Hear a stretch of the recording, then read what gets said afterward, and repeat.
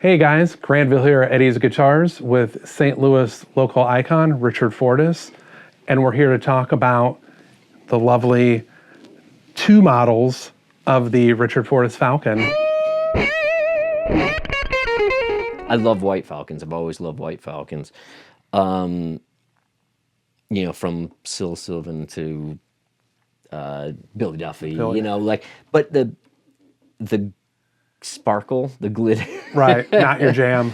Yeah, I just always thought it was a bit over the top, and I mean, it looks great on old ones, but you know, once it fades and dulls, but yeah, it was just you know, when it's so sparkly and glittery, this wasn't my thing. So I went with the tortoise, which I always wanted that. So you know, it always bothered me about the white Falcon. I mean, as you can tell, like it's on both the white and the black ones, and I think it's not the sparkle, and I think it's just that little touch of class. Yeah, I agree. It's very subtle, but I think it really is beautiful.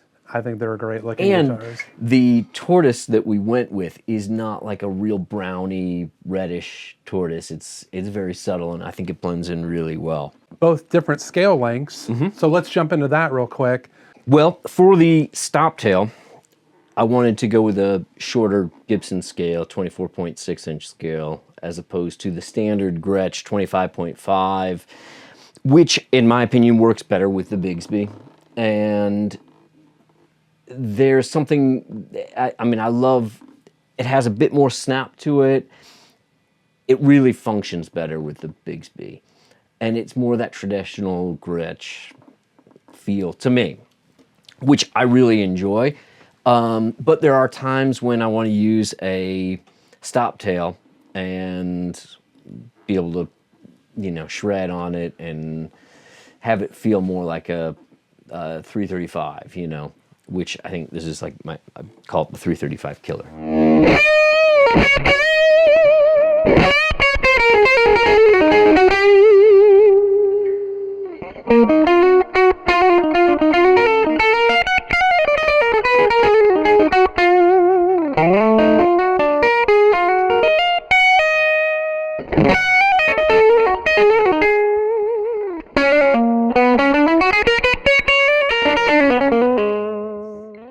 So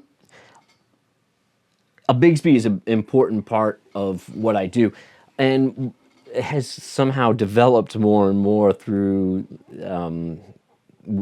playing with Slash, and since I've been using the Player's Edition, it became a big part of what I did, especially for like the clean stuff. You know, just having that subtle modulation and you know, that it's in the subtleties of it. I just love Bigsby's for that. And, you know, it's very subtle, but you just have to touch it, and that's what I was missing, because we originally tried the B6 with the tension bar. Yep. And that's what originally was on the prototypes, and it didn't feel the same as my regular white Falcon, which has a B7. Which, as you can see, can cause problems with overtones when you're playing really heavy stuff. So I tend to just cut out a piece of foam and stick it under there, and it works great.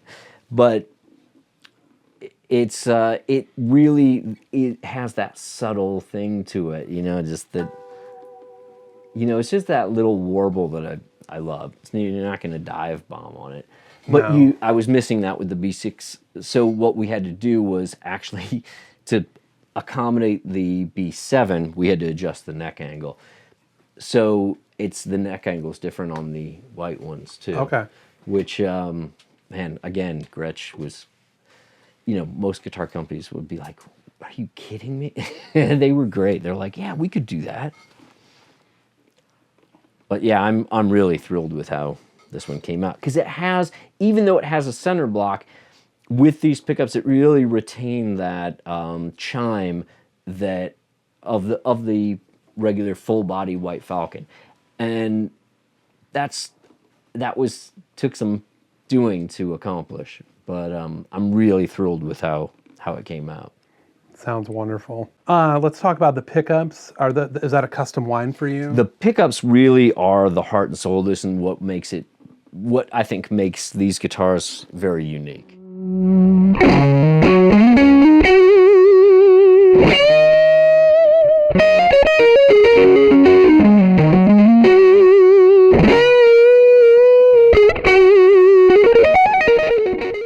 We spent a long time on these pickups, and God bless Gretsch, they were really patient with me and put up with a lot of my nitpickiness, and turned out to be equally as tenacious at getting it right as I was. And they stuck with me through the whole thing. And we actually had John Gadesi, who's one of their chief designers or guitar gurus there, and he brought his winder to our rehearsals, and we had 4 of these, and we were swapping out the pickups, and they were the original prototypes. And man, we sat in, because what happened was I was using the Player's Edition Falcons live, and I loved them, really loved it, but I wanted something that I could play all night that was easier to solo on when I needed to, could be really heavy and aggressive. So I wanted something with a center block. I was using arcane pickups in my Player's Edition, which I loved. Absolutely spectacular pickups. So I got some when we started working on this project and put them in, and it sounded completely different. Like all the life was sucked out of them. They're very hunky and mid-rangey. Tried another set, same thing, and it's just the center block. So after experimenting, and we were trying to match that at a low, so when I would drop my volume, and that's another important part of this guitar, is that it's got an audio taper pot as opposed to a linear taper, which all the newer Gretsches have linear taper. And I guess a lot of new companies are using that, which is surprising to me because, you know, an audio taper pot, I don't know how many people knows, but it tends to bump up and then it ramps, and then all of a sudden at the end it jumps up, right? Yep. Whereas a linear taper is a straight line, okay?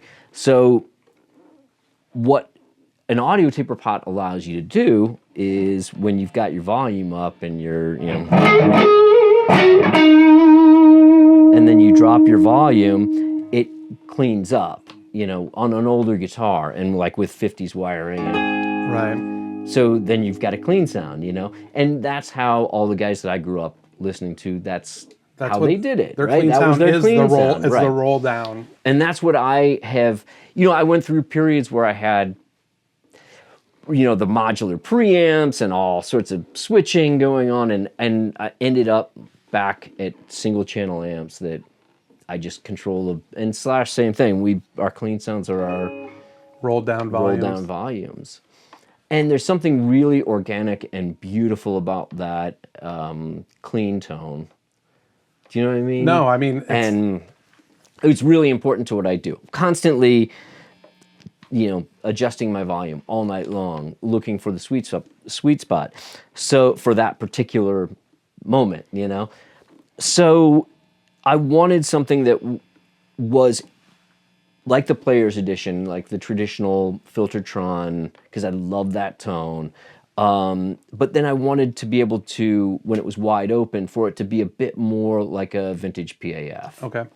And that's really what I think we've come up with. And in construction, as well as in theory and in sound, I mean, it really is a hybrid between those two pickups. And you back it down just a bit and it's like a cranked Filtertron, and then wide open, it's more like a vintage PAF. And it cleans up beautifully from there as you continue to drop it. So with that being said, how does your sound like blend in with Slash's? So like per se in the setting, like you can pick, like I've seen videos of you guys and you can pick both of you out like sound wise, which is great. Yeah, I mean, that's why I really went more towards the Gretsch full stop with this when Slash came back into the band. Because he uses a higher output pickup, more gain, and my tone with the Filtertrons really complement that and sit around what he's doing with more low end and top end. And even when you're the really heavy aggressive stuff, it really sort of sonically supports his tone. And when I want to boost the mids a bit, I can crank it all the way up, and then, and that's what I love about these pickups. And like I said, we spent a long time. We were in rehearsal, so I had my in-ears, which is brutally honest. Yes, honest.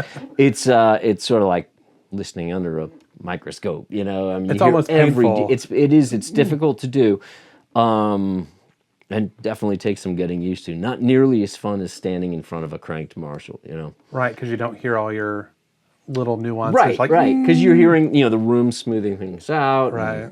And this is, you're super focused. But in this situation, and, our front of house engineer was in another room in a control room environment listening on reference monitors. So it really gave us the ability to pick apart and dissect the sound and really focus on the intricacies of it and the subtle differences between them. So we spent a long time, he was winding as we were checking it out and playing and then listening with the band, and then, no, this is still, it needs a bit more of this, and the sound man would say, yeah, I'm missing some of this sparkle. Oh, wow. And this went around and around and around. I mean, we had a quick release set up on each guitar. There were 4 guitars in rotation, and my tech is like furiously trying to document what the hell is going on and how we're changing it and what's in what, It was an arduous process, but it was definitely worthwhile. And I'm really happy with what we came up with. I mean, you can definitely hear the tonal difference between like the Player series and yours. Yeah.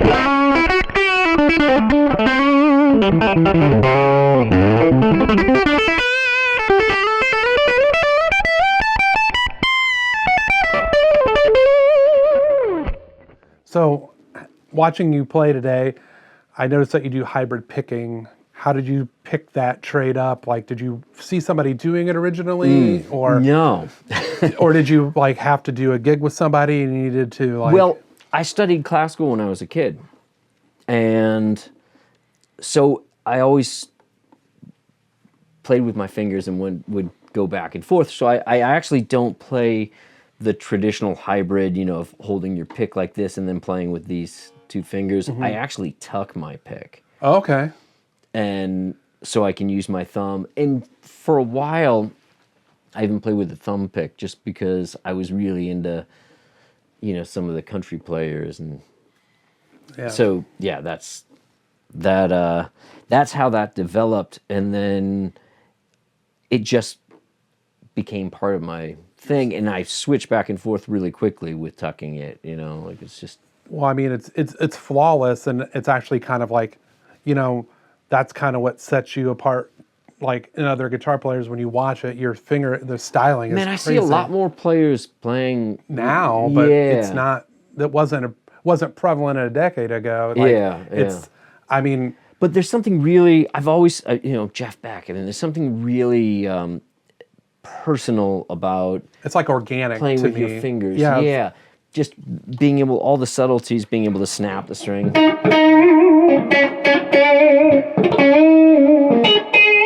You know, as well as the,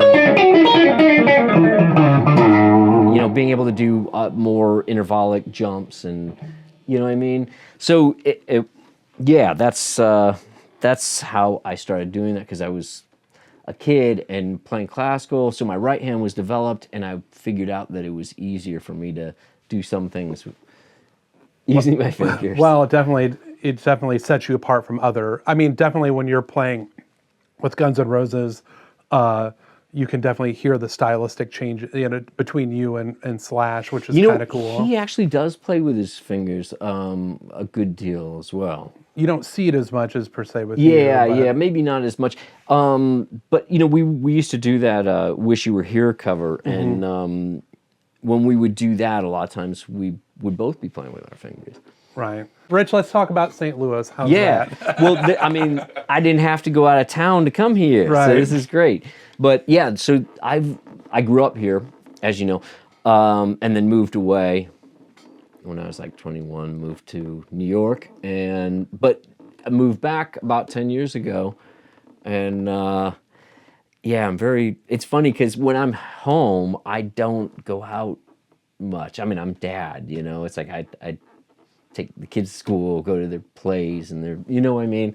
So it's I don't really do much.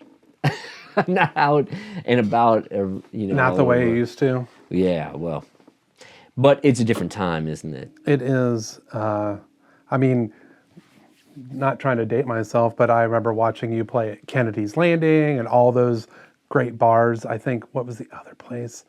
Man, I can't remember. Mississippi Nights and Cicero's and First Rock and 1227. I actually saw you play with Love Spit Love at as an acoustic gig at Mississippi Nights.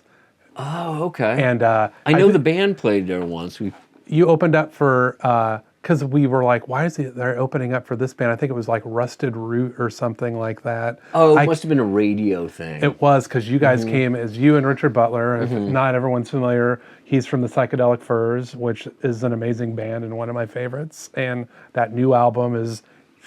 Oh, thank you. Which you helped produce. Yeah, you did produce it. I did produce it and wrote a bunch of stuff, played on it. And, yeah, because you can tell when you're playing on it. I'm like, oh, there's Richard right there. And we recorded that here in St. Louis. Yeah, so once again, St. Louis, yeah. It's an amazing album. If you don't have it, go pick it up. Well, guys, thanks so much for tuning in, and hopefully we'll have more videos out, and we appreciate Rich coming into the show today. My pleasure. Thank you, guys.